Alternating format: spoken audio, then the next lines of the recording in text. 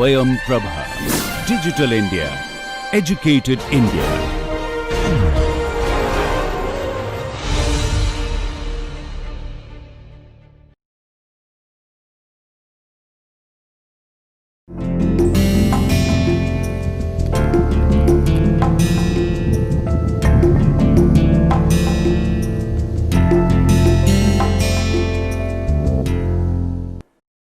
नमस्कार। पाश्चात्य राजनीतिक दार्शनिकों के अध्ययन की श्रृंखला में अब तक हमने अलग अलग धाराओं के बहुत सारे राजनीतिक दार्शनिकों के विचारों का अध्ययन किया है। आज की इस एपिसोड में हम रॉबर्ट नॉजिक के विचारों के बारे में चर्चा करेंगे। रॉबर्ट नॉजिक एक ऐसे विचारक हैं जो समकालीन समय में एक विशिष्ट तरह की राजनीतिक दर्शन की धारा का प्रतिनिधित्व करते हैं और एक राजनीतिक दार्शनिक के रूप में इनके विचारों का महत्व यह है कि इन्होंने न सिर्फ वर्तमान समय में काफ़ी हद तक प्रभावशाली माने जाने वाले या प्रभुत्वशाली माने जाने वाले जॉन रॉल्स के सिद्धांत की व्यवस्थित आलोचना प्रस्तुत की, बल्कि इन्होंने अपने लेखन के माध्यम से स्वतंत्रतावाद की धारा, जिसे हम लिबर्टेरियनिज्म मान सकते हैं या कह सकते हैं अंग्रेजी में, उस धारा को मजबूती प्रदान की और उस धारा की तर्कों को व्यवस्थित रूप से प्रस्तुत किया। मुझे उम्मीद है कि आप सब लोगों को इस बात की जानकारी होगी कि समकालीन उदारवाद को मुख्य रूप से दो धाराओं में बांटा जाता है, एक इगैलिटेरियनिज्म या समतावाद और दूसरा लिबर्टेरियनिज्म या स्वतंत्रतावाद। रॉबर्ट नॉजिक स्वतंत्रतावादी धारा के प्रमुख विचारक माने जाते हैं। आज की इस पूरी चर्चा में हम रॉबर्ट नॉजिक की एक प्रमुख पुस्तक और स्वतंत्रतावादी विचार को अभिव्यक्त करने वाली सबसे मुख्य किताब एनार्की स्टेट एंड यूटोपिया पर अपना ध्यान केंद्रित करेंगे। इस पूरी परिचर्चा की जो एक रूपरेखा होगी वह इस तरह से होगी। सबसे पहले हम प्रस्तावना की बात करेंगे, जिसमें हम रॉबर्ट नॉजिक के बारे में और उनकी पृष्ठभूमि के बारे में आपको कुछ बताने की कोशिश करेंगे और पिछले कुछ मिनटों में मैंने वही प्रयास किया। उसके बाद हम उनके जीवन के बारे में जानेंगे कि आखिर वो किस तरह के कामों में संलग्न रहे, कब उन्होंने शिक्षा हासिल की और कहाँ उन्होंने अध्यापन किया। हम उनकी प्रमुख कृतियों की बात करेंगे। उसके बाद हम यह देखेंगे एनार्की स्टेट एंड यूटोपिया से गुजरते हुए कि वो सेल्फ ऑनरशिप या आत्म स्वामित्व का सिद्धांत कैसे प्रस्तुत करते हैं, राज्य की भूमिका के बारे में उनका क्या मानना है और अपने लिबर्टेरियन थियोरी के भीतर वो जिस तरीके से एंटाइटलमेंट थियोरी या हकदारी सिद्धांत, जिसे मैं हिंदी में कहूँगा, जिसे वो प्रस्तुत करते हैं और उसमें जो विल चैम्बरलेन का उदाहरण देते हैं उस पर हम बात करेंगे। उसके बाद इनिशियल एक्विजिशन या आरंभिक अधिग्रहण के बारे में जो उनका सिद्धांत है उस पर हम बात करेंगे और फिर परिशोधन या रेक्टिफिकेशन की जो उनकी थियोरी है उस पर हम बात करेंगे और फिर हम इनकी कुछ आलोचनाओं पर ध्यान केंद्रित करेंगे और फिर निष्कर्ष के रूप में हम कुछ बिंदुओं पर बात करेंगे। रॉबर्ट नॉजिक का जन्म, अगर हम उनके जीवन परिचय की बात करें तो उनका जन्म ब्रुकलिन में 1938 में एक रूसी यहूदी अप्रवासी परिवार में हुआ था। इनकी माता का नाम सोफी और पिता का नाम कोहेन था और इनके पिता एक छोटे व्यापारी थे। नॉजिक ने ब्रुकलिन में अपनी स्कूली शिक्षा हासिल की। उन्होंने 1959 में कोलंबिया यूनिवर्सिटी से दर्शन में अंडर ग्रेजुएट में दर्शन शास्त्र की डिग्री ली और 1963 में इन्होंने प्रिंसटन यूनिवर्सिटी से दर्शन में पीएचडी की डिग्री ली। अपने जीवन के आरंभिक दौर में वे नॉर्मन कोहेन के सोशलिस्ट पार्टी के सदस्य भी बन गए। कोलंबिया में उन्होंने स्वेंड लीग फॉर इंडस्ट्रियल डेमोक्रेसी की भी स्थापना की। ये student league for industrial democracy की भी स्थापना की और 1962 में इसका नाम बदलकर स्टूडेंट फॉर डेमोक्रेटिक सोसाइटी कर दिया गया था। कुल मिलाकर अपने विद्यार्थी जीवन में ये काफ़ी सक्रिय रहे थे। शुरुआत में उन्होंने कुछ समय तक प्रिंसटन, हार्वर्ड और रॉकफेलर विश्वविद्यालय में अध्यापन का काम किया और फिर 1969 में ये अस्थायी रूप से हार्वर्ड यूनिवर्सिटी में अध्यापन का काम करने लगे। इन्होंने बारबरा फेरर से विवाह किया था और इनके दो पुत्र एमिली और डेविड थे, लेकिन बाद में इनका तलाक हो गया और इन्होंने कवयित्री गेजरट्रूड स्कैनकेनबर्ग से विवाह किया। बाद में ये अपने उम्र के अगले पड़ाव में पेट के कैंसर से पीड़ित हो गए और लंबे समय तक इससे जूझते रहे और फिर 2002 में इनकी मृत्यु हो गई। अगर हम नॉजिक की प्रमुख कृतियों या प्रमुख रचनाओं की बात करें तो उसमें मैंने शुरुआत में उल्लेख किया कि एनार्की, स्टेट एंड यूटोपिया जो कि 1974 में प्रकाशित हुई थी, उसे एक सबसे प्रमुख पुस्तक माना जाता है और इस पुस्तक के कारण उन्हें ज़बरदस्त प्रसिद्धि मिली। इसमें उन्होंने बहुत ही रिफाइंड या परिष्कृत तरीके से न्यूनतम राज्य की तरफदारी की। बाद के वर्षों में उन्होंने तत्व मीमांसा या मेटाफिजिक्स, ज्ञान मीमांसा यानी कि एपिस्टेमोलॉजी, विज्ञान के दर्शन और एक्सियोलॉजी से संबंधित पुस्तकें भी लिखी। इनकी इस तरह की प्रमुख रचनाओं में फिलोसॉफिकल एक्सप्लेनेशंस जो कि 1981 में प्रकाशित हुई थी प्रमुख है। इसके अलावा इन्होंने द एग्जामिन्ड लाइफ लिखी, 1989 में प्रकाशित हुई। द नेचर ऑफ रैशनैलिटी लिखी, 1993 में इसका प्रकाशन हुआ। सॉक्रेटिक पजल्स यह 1997 में प्रकाशित हुआ और इनवेरिएंसेज यह 2001 में प्रकाशित हुआ। तो नॉजिक ने के अपने लेखन में राजनीति दर्शन के अतिरिक्त निर्णय सिद्धांत, अर्थशास्त्र, गणित, भौतिकी यानी कि फिजिक्स, मनोविज्ञान और धर्म के भी बहुत सारे विषय आते हैं और इन सभी विषयों पर उन्होंने अपना लेखन का कार्य किया। लेकिन अगर हम राजनीति दर्शन में इनके प्रभाव और इनकी प्रसिद्धि वाली पुस्तक पर की बात करें और उसी पर हम आज ध्यान केंद्रित करेंगे तो वह एनार्की, स्टेट एंड यूटोपिया है। अब यह पुस्तक जैसे मैंने शुरुआत में कहा, इसकी प्रसिद्धि का कारण यह है कि इसने बहुत ही व्यवस्थित तरीके से न्यूनतम राज्य के सिद्धांत को रखा, असीमित संपत्ति के सिद्धांत की तरफदारी की, राज्य द्वारा किए जाने वाले वितरणमूलक कार्यों या रिडिस्ट्रीब्यूटिव जो उसके फंक्शंस होते हैं उसकी उन्होंने तीखी आलोचना की और उन्होंने इस बात पर जोर दिया कि एक ऐसी व्यवस्था होनी चाहिए जहां व्यक्ति अपने सेल्फ ऑनरशिप के सिद्धांत का अनुसरण करते हुए अपना जीवन यापन करें। और जब हम सेल्फ ऑनरशिप के सिद्धांत की बात करते हैं या न्यूनतम राज्य के सिद्धांत की बात करते हैं तो हमें बहुत कुछ क्लासिकल लिबरलिज्म या क्लासिकल उदारवाद की बातें याद आ सकती हैं। मुझे उम्मीद है कि आप लोगों को यह याद होगा और हम लोगों ने जॉन लॉक की विस्तार से चर्चा भी की है इसी श्रृंखला में कि क्लासिकल उदारवादी और जॉन लॉक इस बात पर जोर देते हैं कि व्यक्ति के पास असीमित संपत्ति का अधिकार होना चाहिए। जॉन लॉक ने यह कहा कि व्यक्ति के कुछ बुनियादी अधिकार होते हैं, जीवन का अधिकार, संपत्ति का अधिकार और कुछ बुनियादी स्वतंत्रताओं का अधिकार, जिसकी अवहेलना कोई भी राज्य नहीं कर सकता है। जब हम रॉबर्ट नॉजिक के विचारों से गुजरते हैं तो कई बार हमें ऐसा प्रतीत हो सकता है, ऐसा लग सकता है कि रॉबर्ट नॉजिक एक नए परिप्रेक्ष्य में यानी कि 20वीं सदी के उत्तरार्ध के परिप्रेक्ष्य में, उस संदर्भ में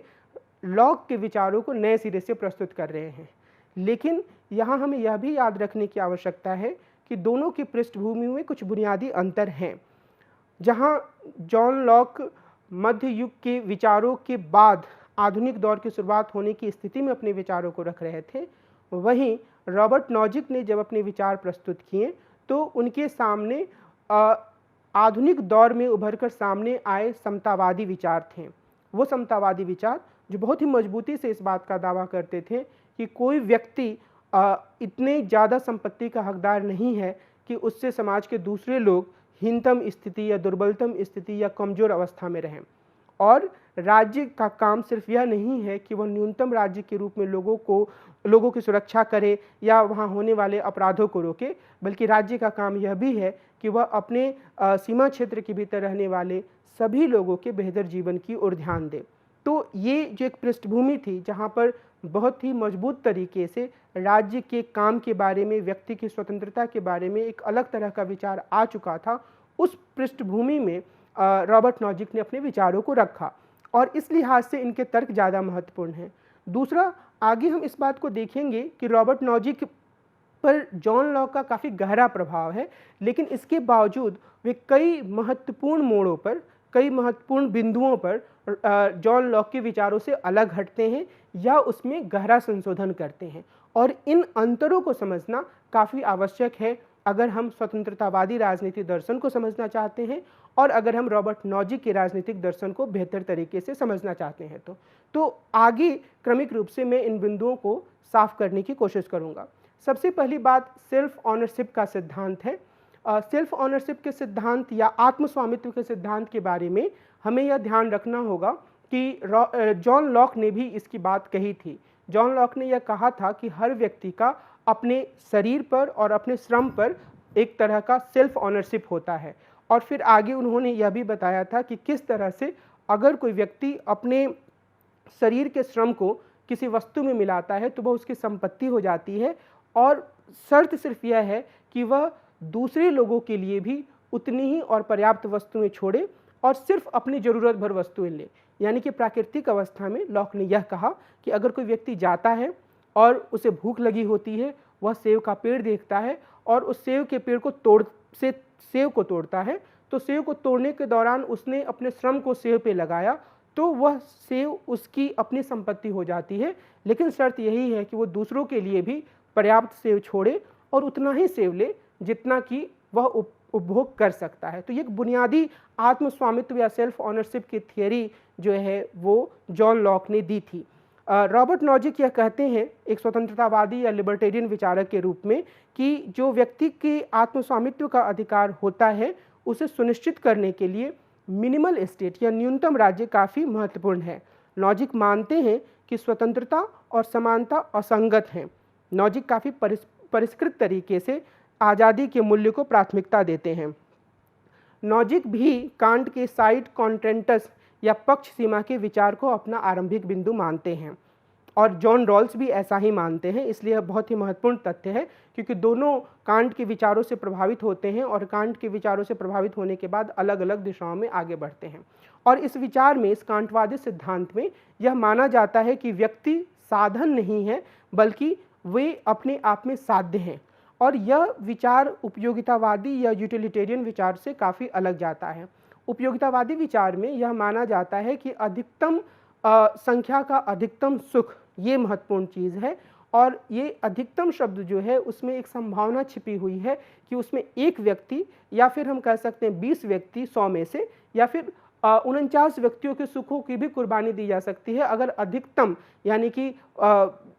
जो जिसका नुकसान हो रहा है उससे ज़्यादा लोगों का लाभ हो रहा हो तो। लेकिन जो कांट है उन्होंने इस बात पर जोर दिया कि ऐसा सोचना, ऐसा कहना गलत है, क्योंकि हर व्यक्ति अपने आप में एक नैतिक सत्ता लिए हुए होता है और उस व्यक्ति को हमें साध्य के रूप में ही मानना चाहिए। और इसलिए यदि हम किसी व्यक्ति की बात करते हैं तो हमें उसके लक्ष्यों पर, उसके साध्य पर ध्यान देना चाहिए, और कभी भी किसी भी स्थिति में बहुमत के या अन्य लोगों के हितों को पूरा करने के लिए इस व्यक्ति की कुर्बानी या इस व्यक्ति के हितों की कुर्बानी नहीं दी जा सकती है।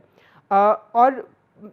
रॉल्स ने भी इसे अपना एक बुनियादी बिंदु माना था, और रॉल्स ने इसी के आधार पर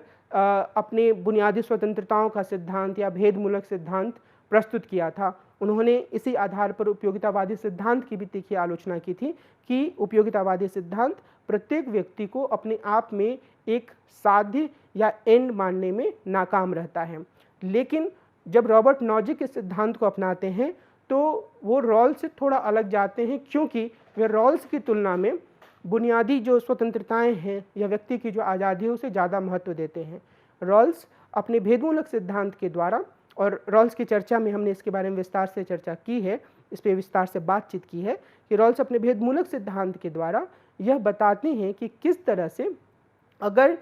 समाज में कोई किसी व्यक्ति के पास ज़्यादा संपत्ति है तो वो उसका तभी हकदार हो सकता है जब इससे हीनतम स्थिति वाले लोगों को या लिस्ट एडवांटेज लोगों को फ़ायदा हो। और यहीं से वो एक दरवाज़ा खोलते हैं जिससे कि राज्य ज़्यादा संपत्ति वाले लोगों से कुछ संपदा लेकर और जो हीनतम स्थिति वाले लोग हैं उनको इसका वितरण कर सकता है। तो एक तरीके से यहाँ पर व्यक्ति की ज़्यादा संपत्ति रखने की जो आज़ादी है वो सीमित होती है। लेकिन नॉजिक इस चीज़ को नहीं मानते हैं और नॉजिक इस आज़ादी के प्रति ज़्यादा सम्मान देते हैं। जॉन रॉल्स और नॉजिक के बीच के अंतर को समझने के लिए आज़ादी के प्रति या व्यक्तिगत आज़ादी के प्रति यह अंतर समझना काफ़ी महत्वपूर्ण है। और यह इसलिए भी महत्वपूर्ण है क्योंकि दोनों की शुरुआती बिंदु एक ही है, यानी कि व्यक्ति अपने आप में साध्य होता है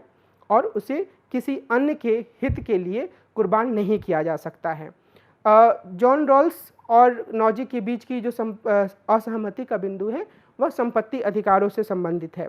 रॉल्स संपत्ति के अधिकार को व्यक्ति के बुनियादी अधिकारों में सम्मिलित करते हैं। वे मानते हैं कि व्यक्ति संपत्ति रख सकता है, यानी कि ऐसा मानते हुए वो अपने आप को साफ शब्दों में कहें तो मार्क्सवादियों से अलग करते हैं,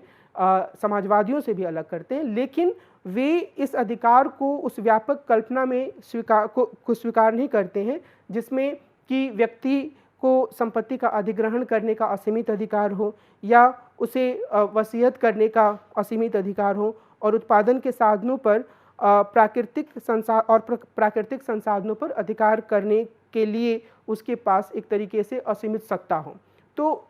वो असीमित संपत्ति अधिकारों के पक्ष में नहीं है। वही नॉजिक का स्वतंत्रतावादी तर्क असीम संपत्ति अधिकारों का समर्थन करता है। व्यक्ति के पास आत्मस्वामित्व और दुनिया के वस्तुओं के स्वामित्व का अधिकार है। नॉजिक यह मानते हैं कि यदि हम व्यक्तियों के आत्मस्वामित्व की थीसिस को स्वीकार करते हैं तो हम उन्हें अपने आप में साध्य मानने के कांटवादी विचार का अनुपालन करते हैं। आत्मस्वामित्व के सिद्धांत में यह माना जाता है कि प्रत्येक व्यक्ति नैतिक रूप से अपने व्यक्तित्व और शक्तियों का वास्तविक मालिक है और इसलिए नैतिक रूप से कहें तो प्रत्येक व्यक्ति अपनी इच्छा के अनुसार इन शक्तियों का उपयोग करने के लिए स्वतंत्र है। शर्त यह है कि वह इनका उपयोग आक्रामक रूप से दूसरों के खिलाफ ना करें।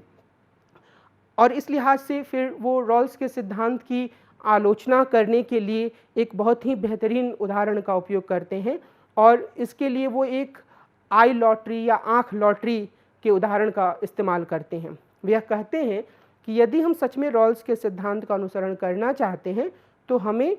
आँख लॉटरी का समर्थन करना चाहिए। इसका क्या अर्थ है? इसका अर्थ यह है कि जिन लोगों के पास दोनों आँखें हैं उन्हें इस बात के लिए प्रोत्साहित किया जाना चाहिए कि वे अपनी दूसरी आँख नेत्रहीन लोगों को दे दें। नॉजिक कहते हैं कि रॉल्स का पुनर्वितरण का सिद्धांत या पुनर्वितरण की उनकी नीतियाँ आँख लॉटरी की तरह हैं और वे एक तरीके से रॉल्सवादी न्याय का उल्लंघन करती हैं। हालांकि रॉल्स यह कह सकते हैं कि उनका भेदमूलक सिद्धांत सिर्फ सामाजिक प्राथमिक वस्तुओं पर लागू होता है, शरीर के अंगों पर नहीं। तो जिस तरीके से न्याय की एक अवधारणा रॉल्स देना चाहते हैं उसमें यह बात एक सन्निहित बात के रूप में आती है। नॉजिक यह कहते हैं कि जो आँख की लॉटरी है उसके हिसाब से जो लिस्ट एडवांटेज्ड है उसकी जो आँखें हैं वो कम है या एक ही है या दोनों ही आँखें नहीं हैं। ऐसी स्थिति में उन लोगों से आँखें ली जा सकती हैं जिन लोगों के पास दोनों आँखें हैं। तो जो नेत्रहीन लोग हैं उनको आँखों वाले लोगों से आँख लेकर दी जा सकती है। हालांकि जैसे मैंने अभी कहा कि रॉल्स के सिद्धांत के भीतर यह दावा किया जा सकता है कि वह सिर्फ सामाजिक प्राथमिक वस्तुओं की बात कर रहे हैं, शरीर के ऊपर यह लागू नहीं हो रहा है। लेकिन रॉबर्ट नॉजिक एक तरीके की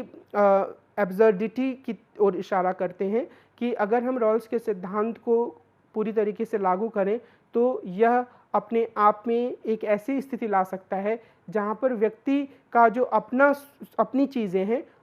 वह भी उसे कुर्बान करनी पड़े। और चूँकि यहाँ पर रॉबर्ट नॉजिक व्यक्ति के श्रम को भी उसके व्यक्तित्व से जुड़ी हुई चीज़ मानते हैं, इसलिए उनका यह कहना है कि व्यक्ति अगर अपने श्रम से किसी चीज़ का उत्पादन करता है तो उसे देना भी उसी तरीके से है जैसे किसी व्यक्ति से कहा जाए कि वो अपनी आँखें किसी दूसरे व्यक्ति को दे दे। तो इस लिहाज से रॉबर्ट नॉजिक रॉल्स की एक व्यवस्थित आलोचना प्रस्तुत करते हैं। अपने आत्मस्वामित्व के सिद्धांत पर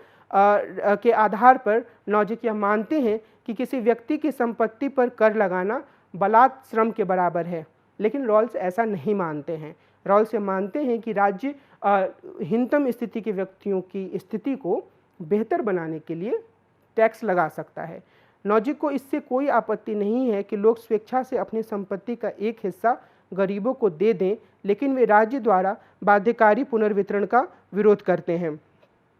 और इस संदर्भ में हम यह देख सकते हैं कि एक ही आधार बिंदु से शुरुआत करने के बावजूद, यानी कि प्रत्येक व्यक्ति को अपने आप में साध्य माना जाना चाहिए, किस तरह संपत्ति के अधिकारों के मुद्दे पर दोनों सिद्धांतकार यानी कि रॉल्स और नॉजिक अलग अलग दिशाओं में जाते हैं। जहां रॉल्स इस बात पर जोर देते हैं कि व्यक्ति को अपने आप में साध्य मानने के लिए ज़रूरी है कि उसके पास कुछ बुनियादी संसाधनों की उपलब्धता हो, और इसके लिए वो दार्शनिक तौर पर अपनी पुस्तक थ्योरी ऑफ जस्टिस में वेल ऑफ इग्नोरेंस के माध्यम से एक मजबूत तर्क भी प्रस्तुत करते हैं। लेकिन नॉजिक का यह कहना है कि अगर हम व्यक्ति के श्रम को उसके शरीर का अभिन्न हिस्सा मानते हैं तो उस पर टैक्स लगाना वैसे ही होगा जैसे हम उसके शरीर के दूसरे हिस्से यानी कि आँख को किसी दूसरे की को दे देने की बात करें। तो इस लिहाज से नॉजिक रॉल्स की तीखी आलोचना प्रस्तुत करते हैं। नॉजिक ने राज्य की सीमित भूमिका का समर्थन किया है, यानी कि वो एक न्यूनतम राज्य की बात करते हैं। वे कहते हैं कि राज्य संकुचित या छोटा होना चाहिए और उसे सिर्फ बल प्रयोग, चोरी, धोखाधड़ी इत्यादि के खिलाफ काम करना चाहिए। नॉजिक राज्य के अस्तित्व से संबंधित सभी स्थितियों, शर्तों की विस्तार से चर्चा नहीं करते हैं। इसके बजाय वे दो आवश्यक शर्तों पर बल देते हैं। पहला, मैक्स वेबर का अनुसरण करते हुए नॉजिक यह कहते हैं कि बल के उपयोग पर राज्य का एकाधिकार या मोनोपोली होनी चाहिए। दूसरा, राज्य अपनी सीमा के भीतर रहने वाले प्रत्येक व्यक्ति को सुरक्षा उपलब्ध कराता है या सुरक्षा उपलब्ध कराना उसका कार्य है। नॉजिक पहले को एकाधिकार तत्व या मोनोपोली एलिमेंट और दूसरे को पुनर्वितरण तत्व या रिडिस्ट्रीब्यूटिव एलिमेंट की संज्ञा देते हैं। ऐसा लगता है कि ये दोनों ही तत्व नॉजिक द्वारा व्यक्ति के प्राकृतिक अधिकारों का समर्थन करने और पुनर्वितरण का विरोध करने के विचारों के खिलाफ जाते हैं। एनार्की, स्टेट एंड यूटोपिया के पहले भाग का लक्ष्य यह दिखाना है कि ये दोनों ही पहलू नैतिक रूप से वैध हैं और व्यक्तिगत अधिकारों का उल्लंघन नहीं करते हैं। नॉजिक राज्य की उत्पत्ति के बारे में जॉन लॉक के विवरण का अनुसरण करते हैं। लॉक की तरह ही वे यह मानते हैं कि प्राकृतिक अवस्थाओं की समस्याओं से उबरने के लिए राज्य का निर्माण होता है। वे इसे राज्य की अदृश्य हाथ व्याख्या या इनविजिबल हैंड एक्सप्लेनेशन की संज्ञा देते हैं, जिसमें कि अगर हम लॉक के बारे में अपने अध्ययन को एक बार फिर से याद करें तो हमने यह चर्चा की थी कि किस तरीके से प्राकृतिक अवस्था में व्यक्ति एक विवेक युक्त प्राणी या तार्किक व्यक्ति के रूप में होते हैं। वे खुद को दूसरों की स्थितियों में रखने की क्षमता रखते हैं और सोच समझकर विवेक के साथ काम करते हैं। लेकिन धीरे धीरे करके जब मानव सभ्यता का विस्तार होता है तो एक ऐसी स्थिति आती है जहाँ पर लोगों को कई सारे पहलुओं पर समस्याओं का सामना करना पड़ता है। उन्हें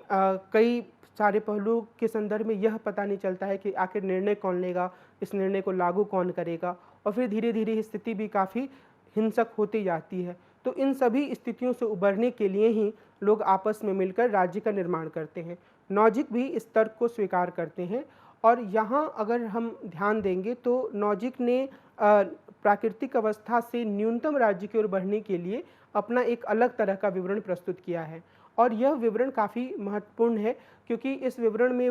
वे अराजकतावादी तर्क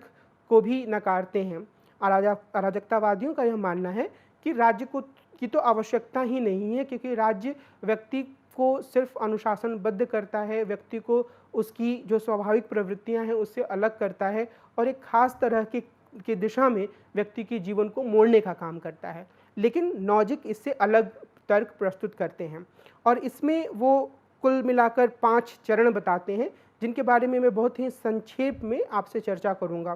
पहला वो बोलते हैं कि सबसे पहले पारस्परिक सुरक्षा एजेंसियों का निर्माण होता है। अब इसका अर्थ क्या है? इसका अर्थ यह है कि लोग जो है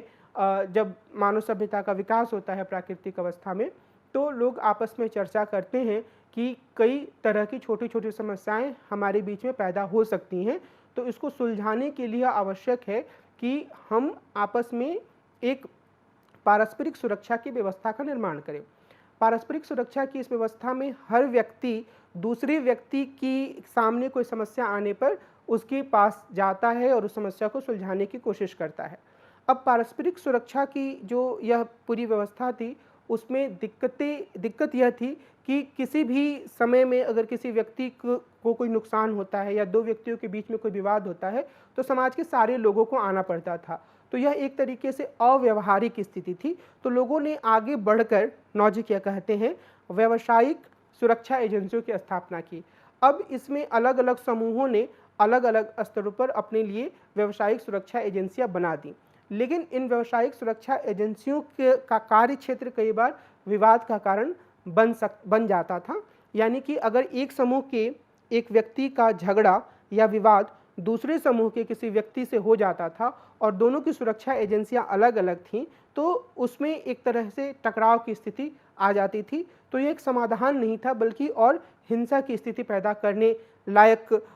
व्यवस्था थी। इसके बाद नॉजिक कहते हैं कि फिर लोग आपस में बातचीत करते हैं और वे एक प्रभुत्वशाली सुरक्षा एजेंसी की स्थापना करते हैं। यह प्रभुत्वशाली सुरक्षा एजेंसी उन लोगों को सुरक्षा देती है जो लोग इसका हिस्सा नहीं होते हैं, यानी जो लोग इसका हिस्सा होते हैं, जो लोग इसमें शामिल होते हैं। तो एक एजेंसी बनती है और सभी लोग इससे जुड़ते हैं। तो सभी लोग अगर इससे जुड़ जाते हैं तो ये एक प्रभुत्वशाली सुरक्षा एजेंसी काफ़ी हद तक राज्य के करीब चली जाती है, लेकिन बहुत सारे लोग इसमें सम्मिलित नहीं भी होते हैं। तो ऐसी स्थिति में प्रभुत्वशाली सुरक्षा एजेंसी उन्हीं लोगों को सुरक्षा देती है जो इसके सदस्य होते हैं, और जो बाकी लोग होते हैं जो इसके सदस्य नहीं होते हैं, उनकी यह शिकायत होती है कि उनके साथ न्याय नहीं हो रहा है। तो ऐसी स्थिति में एक जो प्रभुत्वशाली सुरक्षा एजेंसी होती है वो अपने कार्य का विस्तार करती है और वो यह मानती है कि उसके दायरे के भीतर हर कोई आ सकता है और वो हर किसी को एक सुरक्षा प्रदान करेगी अगर उस पर कोई दूसरा व्यक्ति हमला करता है। तो ये अधिकतम न्यूनतम राज्य की स्थापना के रूप में आता है, लेकिन बाद में धीरे धीरे करके सभी लोग इसमें सम्मिलित हो जाते हैं और वे इस बात पर सहमत होते हैं कि अगर कोई व्यक्ति किसी दूसरे व्यक्ति को धोखा देता है या फिर उसके खिलाफ हिंसा करता है, तो राज्य या जो ये सुरक्षा एजेंसी है, जो कि एक न्यूनतम राज्य के रूप में हो जाती है, वह उसके खिलाफ हिंसा का प्रयोग कर सकता है, उसे दंड दे सकता है। और इसके साथ ही यह भी स्वीकार कर लिया जाता है कि यह जो न्यूनतम राज्य है वह सभी लोगों को समान रूप से सुरक्षा प्रदान करेगा। और पहले जो अत्यधिक न्यूनतम राज्य था उसमें यह स्थिति नहीं थी। अत्यधिक न्यूनतम राज्य में जो राज्य था वह मुख्य रूप से उन्हीं लोगों को सुरक्षा देता था जो उसके सदस्य होते थे प्रभुत्वशाली एजेंसी के रूप में, यानी कि पिछले चरण में। अब इस चरण में राज्य ने सिर्फ सांकेतिक रूप से अपने काम का विस्तार किया था कि अच्छा, अगर जो लोग इसके सदस्य नहीं हैं सुरक्षा एजेंसी के, उसको भी वो सुरक्षा प्रदान करेगा। लेकिन जब वो अत्यधिक न्यूनतम राज्य के रूप में आता है के बाद अगले चरण में आता है, यानी कि न्यूनतम राज्य के रूप में, तो सभी लोग इसकी भूमिका को एक स्तर तक स्वीकार कर लेते हैं। तो नॉजिक ये बताने की कोशिश करते हैं कि जो अराजकतावादी तर्क है वो तो यहाँ पर टिक नहीं सकता है, क्योंकि व्यक्तियों को किसी न किसी प्रकार की ऐसी व्यवस्था की ज़रूरत है जहाँ पर उनके सामने होने वाले जो एक तरीके से उनके हितों का अतिक्रमण है उसको रोकने की कोई व्यवस्था हो, या उनके सामने होने वाले एक दूसरे के खिलाफ हिंसा की जो घटनाएं हैं उनको रोकने के लिए कोई शक्ति की व्यवस्था हो, और उन सबको सुरक्षा दे कोई ऐसी व्यवस्था हो। तो इन सभी व्यवस्थाओं की आवश्यकता के कारण रॉबर्ट नॉजिक राज्य की बात करते हैं, लेकिन वो एक तरीके से न्यूनतम राज्य होता है, यानी कि वह लोगों के जीवन में ज़रूरत से ज़्यादा दखलंदाजी नहीं करता है, और इसी रूप में वो राज्य की भूमिका को स्थापित करते हैं। तो हमें यह ध्यान रखना होगा कि राज्य पहले प्रभुत्वशाली सुरक्षा एजेंसी के रूप में जब सामने आता है तो वो कुछ लोगों के ही सुरक्षा पर ध्यान देता है, जो लोग उसके सदस्य होते हैं उसकी सुरक्षा पर ध्यान नहीं देता है। जब वो अत्यधिक न्यूनतम राज्य के रूप में आता है तो बाकी लोग इससे जुड़ते नहीं हैं, लेकिन फिर भी उन लोगों तक ये अपने कार्य का हल्का सा विस्तार कर देता है अत्यधिक न्यूनतम राज्य के रूप में, क्योंकि ये लोग जो लोग इस एजेंसी के सदस्य नहीं हैं, इससे जुड़े हुए नहीं हैं, और फिर अगले चरण में सभी लोग इससे जुड़ जाते हैं, तो फिर वो एक न्यूनतम राज्य के रूप में होता है जहां उसके पास शक्ति के प्रयोग का अधिकार होता है लोगों के खिलाफ अगर वो एक दूसरे के अधिकारों का उल्लंघन करते हैं, और साथ ही वो सभी लोगों की सुरक्षा का दायित्व भी अपने ऊपर ले लेता है। अब इस संदर्भ में अगर हम आगे बढ़ते हैं तो हम देखते हैं कि जो रॉबर्ट नॉजिक का विल चैम्बरलेन का जो उदाहरण है और जो हकदारी का सिद्धांत है वो काफ़ी महत्वपूर्ण है। अब अगर हम रॉबर्ट नॉजिक के हकदारी के सिद्धांत या इंटाइटलमेंट थियोरी की बात करें तो इंटाइटलमेंट थियोरी में मुख्य रूप से 3 तत्व हैं। पहला है हस्तांतरण का अधिकार, हस्तांतरण का सिद्धांत, जो ट्रांसफ़र का प्रिंसिपल जिसे हम कह सकते हैं वो। अब इसमें यह बात है कि यदि किसी भी वस्तु को न्यायपूर्ण तरीके से हासिल किया गया है तो उसका स्वतंत्र रूप से हस्तांतरण या ट्रांसफ़र किया जा सकता है। दूसरा, न्यायपूर्ण आरंभिक अधिग्रहण का सिद्धांत, जस्ट इनिशियल एक्विजिशन का प्रिंसिपल इसे हम बोल सकते हैं। यह इस बात का वर्णन करता है कि कैसे आरंभ में लोगों ने वस्तुओं पर अपना स्वामित्व स्थापित किया, जिनका सिद्धांत एक के अनुसार हस्तांतरण किया जा सकता है। तीसरा, अन्याय के परिशोधन का सिद्धांत है। इसमें यह इस बात पर जोर दिया गया या बताया गया है कि उस संपत्ति के साथ क्या किया जा सकता है जिसका अन्यायपूर्ण तरीके से अधिग्रहण किया गया हो। यानी कि यदि किसी ने गलत तरीके से संपत्ति पर अपना कब्जा कर लिया हो, दूसरों की संपत्ति को छीन लिया हो, तो वैसी स्थिति में क्या किया जा सकता है, या उस स्थिति में क्या किया जा सकता है जब अन्यायपूर्ण या गलत तरीके से संपत्ति का हस्तांतरण हो। नॉजिक एक तरीके से जब ये आगे बात करेंगे, जब इनके सिद्धांतों को देखेंगे, तो ये परिशोधन के सिद्धांत की बात करेंगे, पर आरंभिक तौर पे हकदारी को इस सिद्धांत में हस्तांतरण के सिद्धांत को स्थापित करने के लिए रॉबर्ट नॉजिक विल चैम्बरलेन का उदाहरण देते हैं। अब विल चैम्बरलेन के उदाहरण में वो यह कहते हैं कि वो कल्पना करते हैं कि विल चैम्बरलेन एक ऐसे खिलाड़ी हैं जो कि बास्केटबॉल के खिलाड़ी के रूप में काफ़ी प्रसिद्ध हैं, और वो एक ऐसी व्यवस्था की कल्पना करते हैं जिसमें कि समाज में सभी लोग समान हैं, और उसे वो D1 की कल्पना देते हैं। और विल चैम्बरलेन जब खेलने के लिए मैदान में जाते हैं तो वो इतने प्रसिद्ध हैं कि उनकी यह शर्त होती है, और यह शर्त इस रूप में होती है कि अगर लोग मेरा खेल देखना चाहते हैं तो टिकट का जितना पैसा है, मान लीजिए कि टिकट का पैसा रुपया 100 है एक दिन के मैच का, तो उनका कहना है, ये सिर्फ उदाहरण है, इसमें कुछ तत्व मैं अपनी तरफ से जोड़ रहा हूँ। विल चैम्बरलेन जो कैरेक्टर है वो रॉबर्ट नॉजिक का है। तो मिसाल के तौर पर विल चैम्बरलेन का यह कहना है कि कुछ अतिरिक्त पैसा, और अपनी समझ के लिए हम मान लेते हैं कि 25 रुपये मुझे अलग से दिया जाना चाहिए। यानी कि दो तरह की पेटी हो, एक व्यक्ति जो मैच देखने जा रहा है 100 रुपया तो उसमें डालेगा ही, लेकिन अगर विल चैम्बरलेन उसमें खेल रहे हैं तो उसको देने के लिए उससे 25 रुपये अलग से डालने होंगे। और ये रॉबर्ट नॉजिक का कहना है कि ये सारी स्थिति एक समान आर्थिक और सामाजिक व्यवस्था D1 से शुरू होती है, और जब ये स्थिति आगे बढ़ती है तो निश्चित रूप से एक असमान स्थिति पैदा होगी। इस असमान स्थिति में कुछ समय के बाद विल चैम्बरलेन के पास काफ़ी ज़्यादा संपत्ति हो जाएगी, लेकिन जो यह असमान स्थिति होगी, रॉबर्ट नॉजिक उसे एक न्यायपूर्ण स्थिति मानते हैं। रॉबर्ट नॉजिक ऐसा क्यों मानते हैं? नॉजिक ऐसा इसलिए मानते हैं क्योंकि उनका यह कहना है कि जब लोगों ने विल चैम्बरलेन का खेल देखने के लिए कुछ अतिरिक्त रुपया देने में अपनी सहमति जताई, जब उन्होंने अपने पैसे को दिया, तब उन्होंने जागरूक रूप से तार्किक व्यक्ति की तरह यह निर्णय लिया। तो उनके इस निर्णय के कारण यदि कोई असमानता पैदा होती है तो वह असमानता हकदारी सिद्धांत की शर्त को पूरा करती है। यह एक न्यायपूर्ण हस्तांतरण है, और विल चैम्बरलेन अपने इस उदाहरण के माध्यम से स्वतंत्रतावादी तर्क के एक महत्वपूर्ण पहलू को सामने लाते हैं, और वह यह है कि यदि आप स्वतंत्रता देते हैं तो वह उसमें स्थापित पैटर्न में बदलाव होगा। यानी कि अगर आपने एक तरीके से यह कहा कि एक ऐसी स्थिति हम बना दे रहे हैं जहाँ पर समाज में सभी लोग बराबर हैं, और इसके बाद लोगों को अपनी गतिविधियों को संचालित करने की आप स्वतंत्रता देते हैं, तो उसमें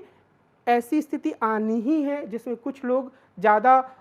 संसाधन अपने पास ले लेंगे क्योंकि उनके पास क्षमता ज़्यादा होती है, और कुछ लोग तुलनात्मक रूप से कम संसाधन अपने पास रख पाएंगे। तो इसमें जो ये पूरी स्थिति है वह एक तरीके से वितरण मूलक आदर्श को कायम रखने के लिए, अगर हम बार बार ये कहते हैं कि एक वितरण या डिस्ट्रीब्यूटिव जस्टिस होनी चाहिए, संसाधनों का पुनर्वितरण होना चाहिए, तो इसके लिए नॉजिक कहते हैं कि बस एक ही उपाय है, और वह यह उपाय है कि आप व्यक्तिवाद और स्वतंत्रता में लोगों की स्वतंत्रता, जो कि उदारवाद का बुनियादी तत्व है, उसमें बार बार दखलंदाजी करें। अगर आप दखलंदाजी नहीं करेंगे तो आप पुनर्वितरण का काम नहीं कर पाएंगे। और वो यह भी बोलते हैं कि आप कोई भी ऐसी स्थिति नहीं ला सकते हैं जहाँ पर आप कहें कि अच्छा, अब आदर्श रूप में समानता स्थापित हो गई है और अब मुझे किसी भी तरह से लोगों की स्वतंत्रता में दखलंदाजी करने की ज़रूरत नहीं है। क्योंकि हर स्थिति में अगर आप उसे एक आदर्श स्थिति माने और आप कहें कि अच्छा, आप लोग स्वतंत्रतापूर्वक काम कर सकते हैं, तो उस स्थिति के आगे बढ़ने के साथ साथ फिर से असमानता पैदा हो जाएगी। कोई भी स्थापित पैटर्न लंबे समय तक कायम नहीं रह सकता है। तो इस लिहाज से रॉबर्ट नॉजिक काफ़ी तीखी आलोचना प्रस्तुत करते हैं वितरण मूलक सिद्धांतों का, और उनका यह कहना है कि इस तरह के सिद्धांत मुख्य रूप से जो व्यक्ति की स्वतंत्रता होती है, जो व्यक्तिवाद होता है, उसका उल्लंघन करते हैं। विल चैम्बरलेन के उदाहरण और हकदारी सिद्धांत के बुनियादी सिद्धांतों को प्रस्तुत करने के बाद रॉबर्ट नॉजिक आरंभिक अधिग्रहण या इनिशियल एक्विजिशन के सिद्धांत की ओर आगे बढ़ते हैं। न्याय का हकदारी सिद्धांत हमें यह बताता है कि एक न्यायपूर्ण स्थिति से न्यायपूर्ण कदम द्वारा जो भी स्थिति उभरती है वह अपने आप में न्यायपूर्ण होती है। न्यायपूर्ण अधिग्रहण या जस्ट एक्विजिशन के सिद्धांत का अर्थ है कि वर्तमान वितरणों को तभी न्यायपूर्ण माना जा सकता है यदि उन्हें उस स्थिति में हासिल किया गया हो जो अपने आप में न्यायपूर्ण थी। यदि हमें हकदारी सिद्धांत के अनुसार वर्तमान वितरण को सही मानना है तो हमें यह कहना पड़ेगा कि अतीत में आरंभिक अधिग्रहण न्यायपूर्ण रहा होगा। यानी कि अगर वर्तमान की व्यवस्था तभी, अगर हम कहते हैं कि वर्तमान की व्यवस्था न्यायपूर्ण है, तो ये तभी हमें कहना चाहिए जब हम विश्वास के साथ यह कह पाएँ कि अतीत में जितने लोगों ने भी संपत्ति या संपदा को अपने लिए जमा किया होगा वह न्यायपूर्ण तरीके से होगा। यानी कि अगर आज किसी के पास बहुत ज़्यादा संपत्ति है और दूसरे लोग गरीब हैं,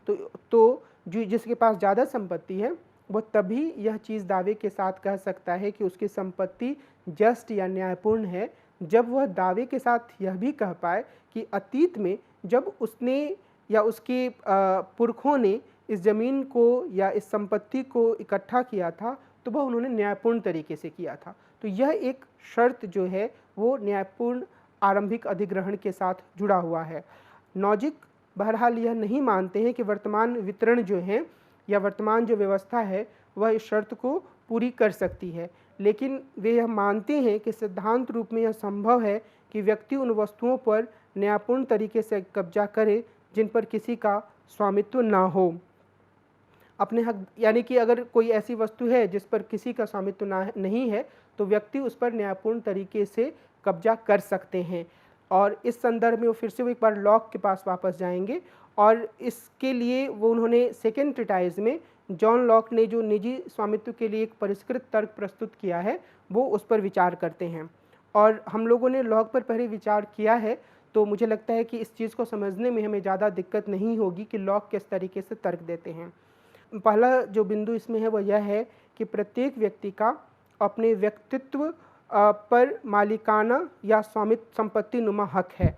इसलिए प्रत्येक व्यक्ति का अपने शरीर के श्रम और हाथों के काम पर संपत्ति अधिकार है। इसलिए यदि वह प्राकृतिक अवस्था में किसी वस्तु में अपने श्रम को मिश्रित करता है और कॉमन में अन्य लोगों के लिए पर्याप्त और उतना ही अच्छा बचा रहता है और वस्तु या वस्तुएं इतनी ज़्यादा नहीं होती हैं कि वे उस व्यक्ति के द्वारा उपयोग के पहले ही बर्बाद हो जाएं, तो एक व्यक्ति उनमें अपनी संपत्ति बना लेता है। इस संदर्भ में मैंने पहले भी सेव का उदाहरण दिया है और एक बार फिर से बहुत ही संक्षेप में मैं उसको दोहराना चाहूँगा कि अगर हम प्राकृतिक अवस्था की कल्पना करें तो जॉन लॉक यह कह रहे हैं कि उस अवस्था में और हर समय में हर व्यक्ति अपने व्यक्तित्व का और उस हिसाब से इससे जुड़े हुए अन्य क्षमताओं का श्रम का मालिक होता है। और ये पहला और दूसरी शर्त इससे पूरी हो जाती है। और फिर वो ये कहते हैं कि यदि वह अपने श्रम को किसी अन्य वस्तु पर मिश्रित करता है और वो जो वस्तुएं जो हैं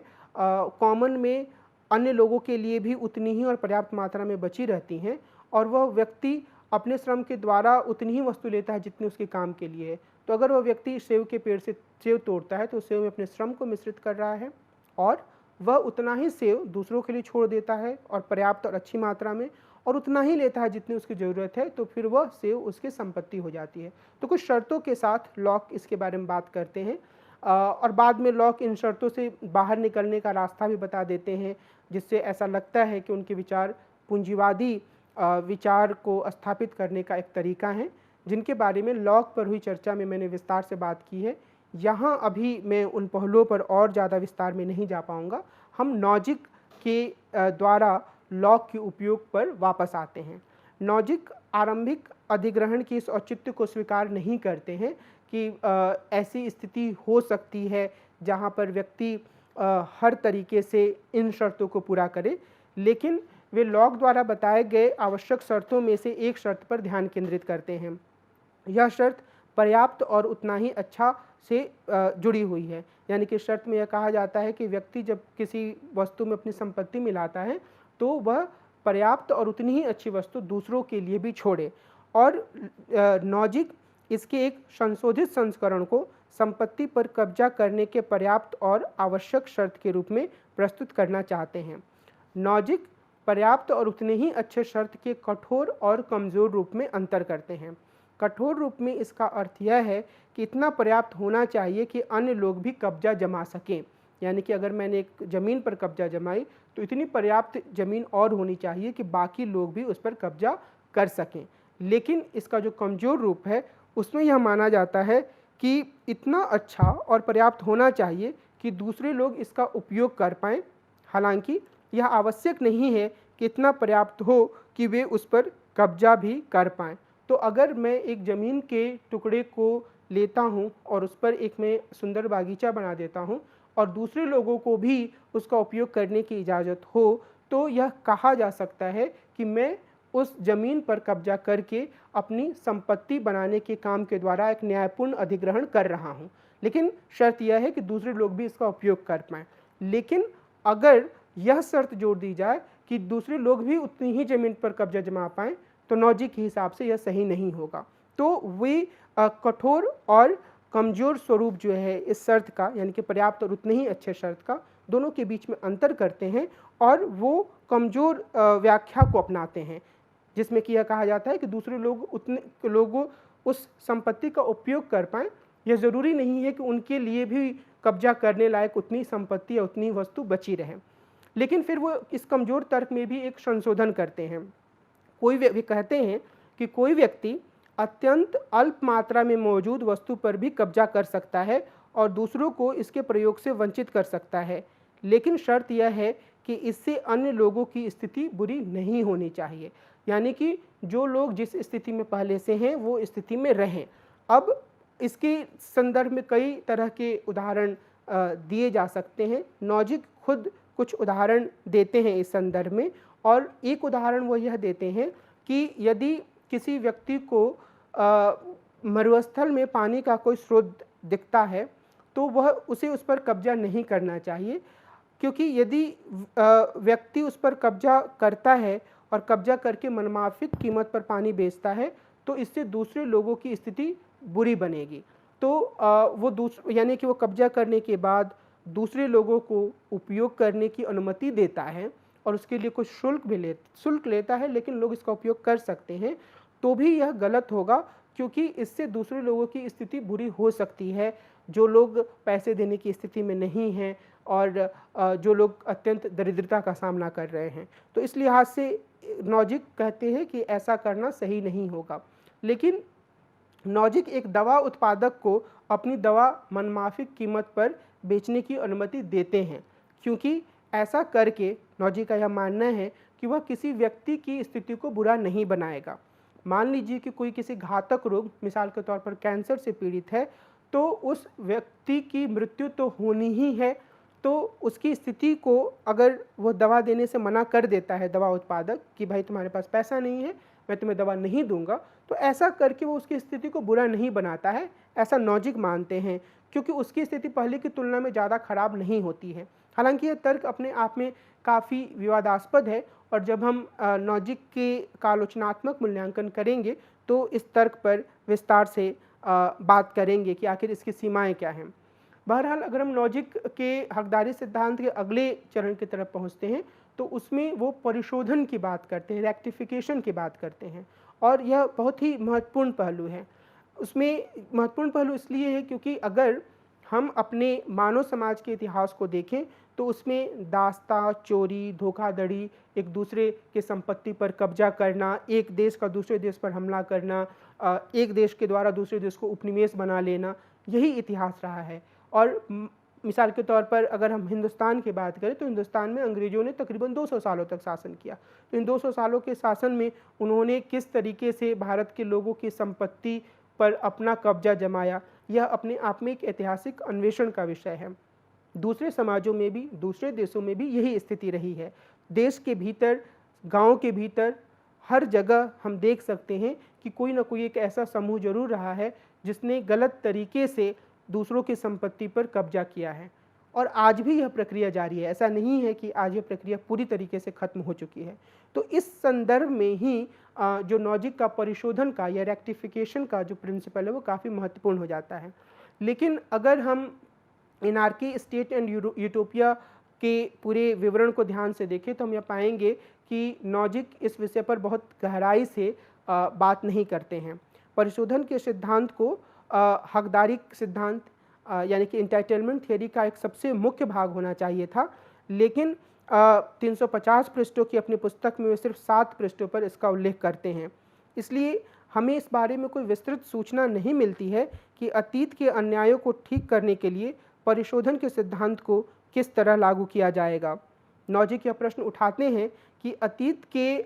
दोषों या अन्याय के लिए वर्तमान पीढ़ी को किस हद तक जिम्मेदार ठहराया जा सकता है, और इस पीढ़ी के लोगों को उन लोगों के प्रति क्या दायित्व है जिनके साथ अतीत में अन्याय हुआ है। इस संदर्भ में नॉजिक 2 स्तरों पर इस सिद्धांत की बात करते हैं। पहला एक पीढ़ी के भीतर और दूसरा विभिन्न पीढ़ियों के भीतर, यानी कि ये सिद्धांत सिर्फ वर्तमान पीढ़ी तक संबंधित नहीं है। नॉजिक इस बात को स्वीकार करते हैं कि जो अतीत की पीढ़ियां हैं उनके साथ भी अन्याय हुआ है और उसका प्रभाव आज की पीढ़ियों पर भी दिखता है। तो इसलिए इस सिद्धांत को हमें पीछे तक जरूर ले जाना होगा, और इस सिद्धांत को पीछे तक ले जाने की बात खुद नॉजिक भी करते हैं।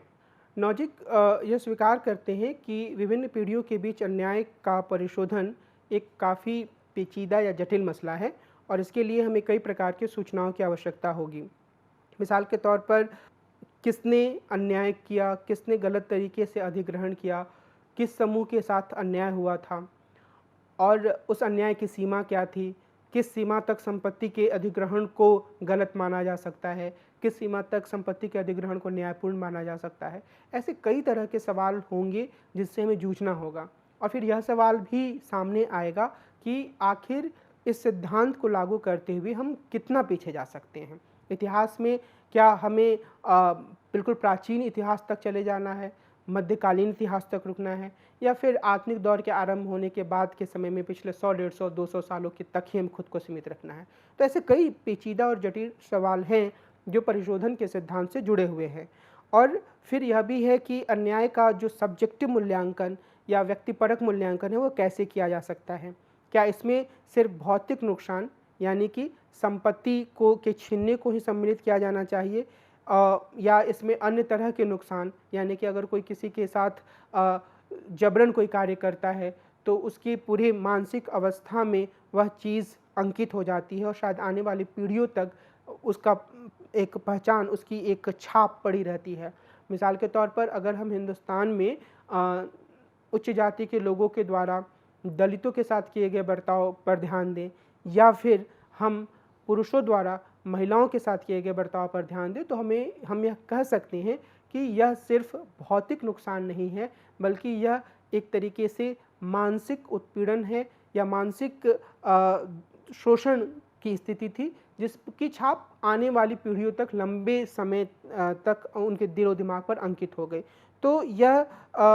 एक महत्वपूर्ण मसला है कि आखिर हम अन्याय को किस रूप में देखें, इतिहास में कितने पीछे जाएं। लेकिन उससे भी बड़ी बात यह है कि आखिर मुआवजा जो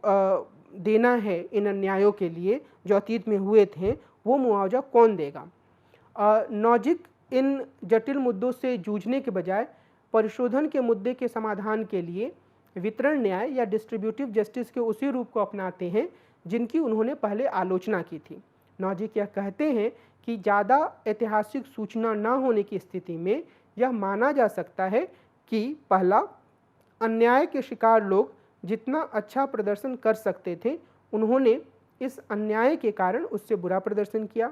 और दूसरा, इस बात की पूरी संभावना है कि समाज के वंचित समूहों के सदस्य उन लोगों के वंशज हैं जो सबसे ज़्यादा गंभीर अन्याय का शिकार हुए थे, और ये उन लोगों से मुआवजा पाने के हकदार हैं जिन्हें इस प्रकार के अन्यायों से लाभ हुआ था। यानी कि हम यह कह सकते हैं मोटे तौर पर, फिर से अगर हम अपने हिंदुस्तानी समाज का उदाहरण लें, तो हम यह कह सकते हैं कि जो दलित या आदिवासी समूह हैं हमारे देश में, और ये नॉजिक के विचारों को हिंदुस्तान के परिप्रेक्ष्य में लागू करते हुए मैं कह रहा हूँ, तो नॉजिक के विचारों को अगर हम लागू करें तो नॉजिक यह कह रहे हैं कि मोटे तौर पर हम ये मान सकते हैं कि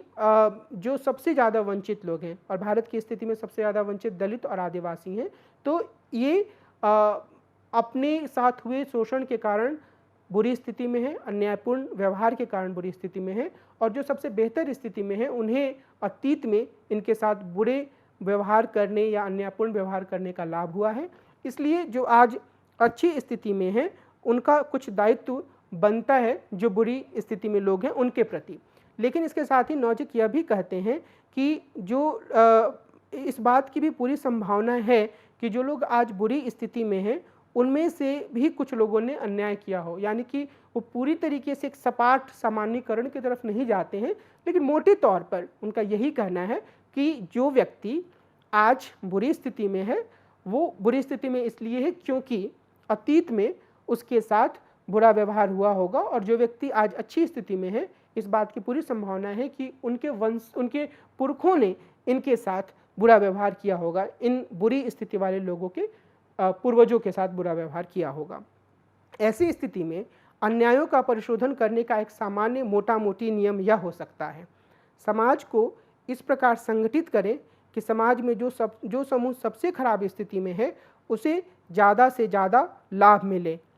यह साफ है कि नॉजिक मानते हैं कि न्यूनतम राज्य को केवल उसी स्थिति में लागू किया जा सकता है जब अतीत के सभी अन्यायों का परिशोधन हो गया हो। इस तरह नॉजिक के तर्क का उपयोग उन समाजों में वितरण नीतियों की आलोचना करने के लिए नहीं किया जा सकता है जहां अन्यायों का परिशोधन नहीं हुआ हो। इस लिहाज से जो परिशोधन का सिद्धांत है वह नॉजिक की पूरी विवेचना को एक ऐसे मोड़ पर पहुंचा देता है जहां पर नॉजिक कहते हैं कि परिशोधन का सिद्धांत लागू किया जाना आवश्यक है। हालांकि वे इसके लिए बहुत साफ साफ रास्ता नहीं बताते हैं, वे सिर्फ यह कहते हैं कि जो लोग आज अच्छी स्थिति में हैं और जो लोग आज बुरी स्थिति में हैं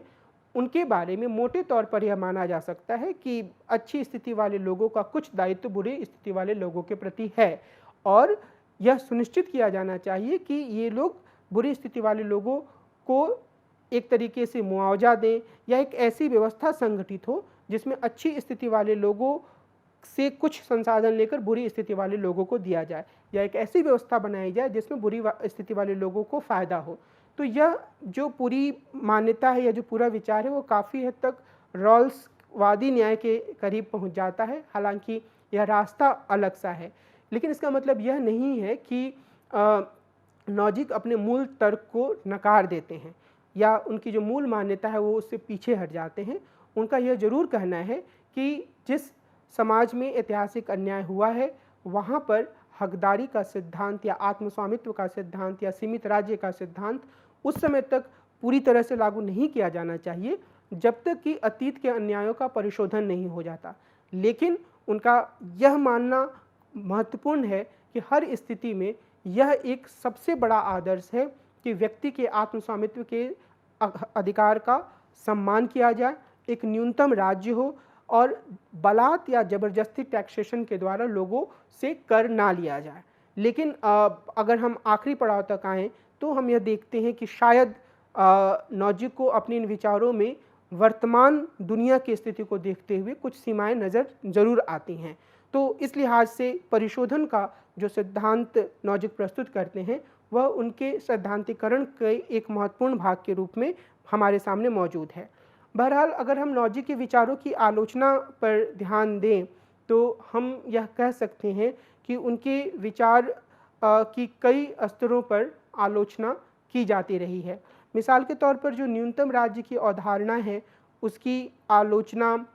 समतावादी या इगैलिटेरियन करते रहे हैं, और उनका यह मानना है कि अगर हम न्यूनतम राज्य की तरफदारी करते हैं तो यह एक तरीके से सामाजिक असमानता के प्रति स्टेटस कोइस्ट या यथास्थितिवादी रुख होगा, और इससे सिर्फ यह नहीं होगा कि समाज की असमानता बढ़ेगी बल्कि इससे आगे चलकर यह भी होगा कि जिन लोगों की स्थिति बेहतर है उनके लिए भी एक तरह से बुरी स्थिति पैदा हो। गरीब लोग उनके खिलाफ बगावत कर सकते हैं, और अगर उनके खिलाफ बगावत ना भी करें तो उनकी जो बुरी स्थिति है वो पूरे समाज के ढांचे को कमज़ोर कर सकती है।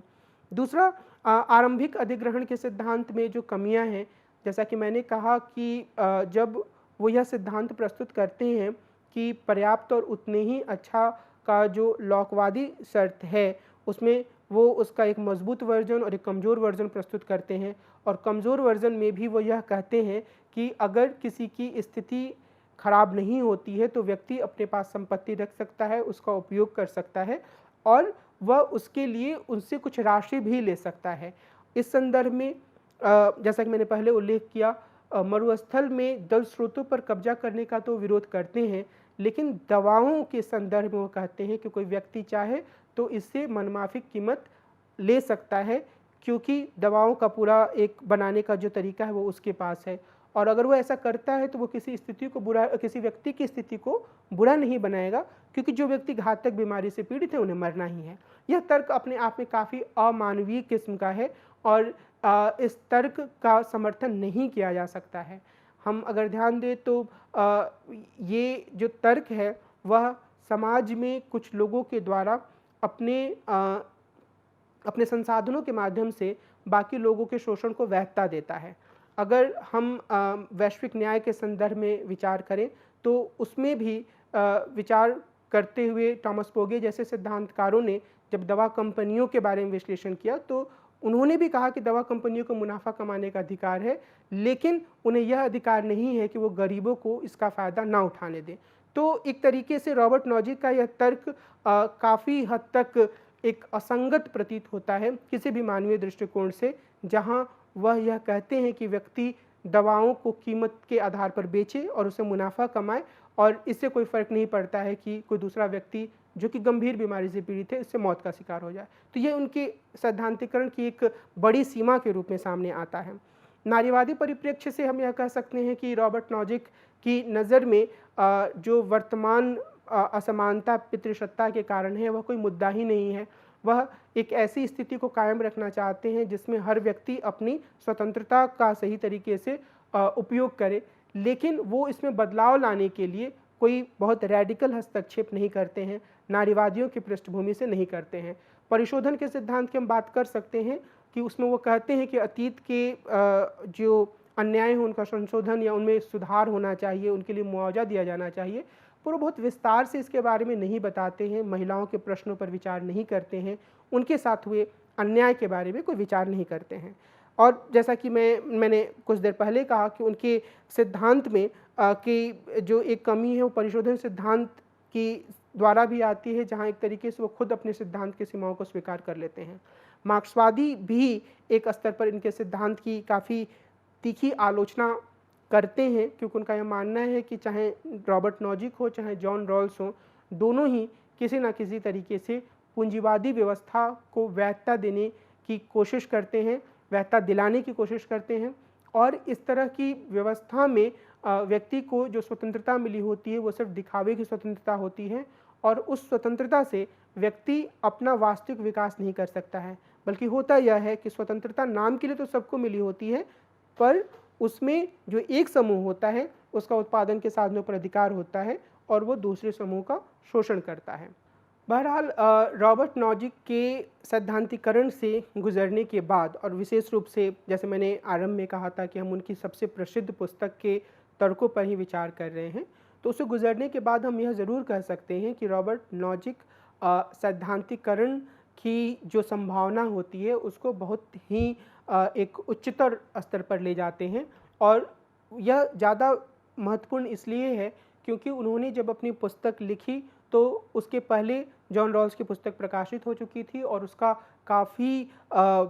शिद्दत से, एक तरीके से काफ़ी मजबूती से, काफ़ी उत्साह के साथ स्वागत किया गया था राजनीतिक सिद्धांतकारों के बीच में, क्योंकि एक तरीके से वो मानकीय राजनीतिक सिद्धांत की वैधता को फिर से स्थापित करते थे, और रॉबर्ट नॉजिक भी यही करते हैं। हालांकि उनके तर्क की दिशा काफ़ी हद तक रॉल्स से अलग चली जाती है, लेकिन अपने तर्क के प्रस्तुतिकरण में जिस तरीके से वो मानकीय प्रश्नों से, नॉर्मेटिव प्रश्नों से जूझते हैं, वह अपने आप में राजनीति सिद्धांत के लिहाज से काफ़ी महत्वपूर्ण है।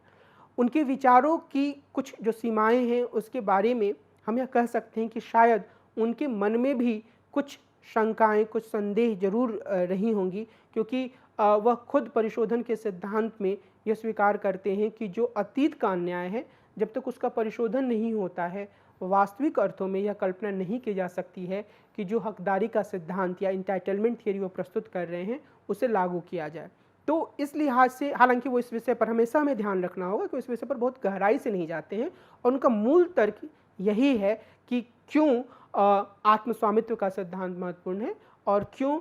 व्यक्ति के जो संपत्ति के अधिकार हैं उनका सम्मान किया जाना चाहिए, क्यों न्यूनतम राज्य होना चाहिए, क्यों टैक्सेशन जो है वो व्यक्ति के अपने बुनियादी अधिकारों का उल्लंघन है। तो ये जो दो धाराएं हैं वो एक तरीके से नॉजिक के लेखन के आंतरिक अंतर्द्वंद को भी दिखाती हैं, और उस आंतरिक अंतर्द्वंद के संदर्भ में ही हमें नॉजिक के सिद्धांत को या उनके सैद्धांतिकरण को देखने और समझने की आवश्यकता है।